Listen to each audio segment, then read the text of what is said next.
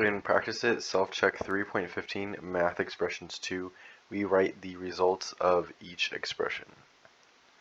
So for this A line, grade is going to be equal to Math.round grade. However, we notice that we're actually not setting grade equal to anything. So even though we do Math.round grade, we're not storing this inside of anything. So grade, right here, it's asking us for what grade is going to be equal to. Well, even if we do this, we're not storing it inside of grade, so grade is still going to be equal to 2.7.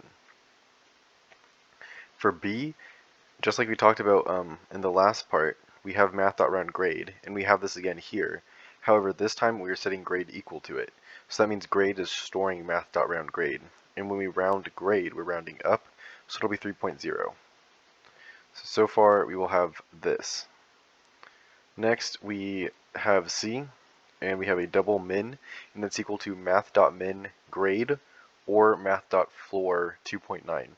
So grade, we know, is 3.0, and Math.floor 2.9 is going to be 2.0 because we're taking the floor of 2.9, so we're rounding it down to the nearest integer. The minimum between 3.0 and 2.0 is 2.0, so we're going to have 2.0 here. Next, we have x. Our double x is going to be Math.pow to 4, so we're taking 2 to the power of 4. 2 to the power of 4 is 16, so we are storing 16 in here, and it will be a double. Next, we have x is equal to Math.square root of 64, and that's going to be 8, and since we're doing square root, it's a 8.0. So we have all of these right. Next, we are in F, and we have math.square root count.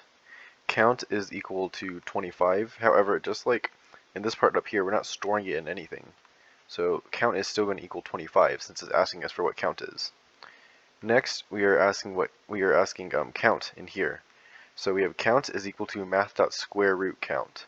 Math.square root count is going to be the square root of 25, which will be 5.0 since we're using math.square root. But in front of this, we're casting it to an integer. So we're forcing this to be an integer. So this is just going to be 5. Next, for h, we have int a is equal to math.absolute value. And then we have in here math.minimum, -1 and -3. So the minimum between -1 and -3 is -3. Then we take the absolute value of that, which is 3. And if we submit this, we have passed all the tests. So that is the correct output for the code we are given.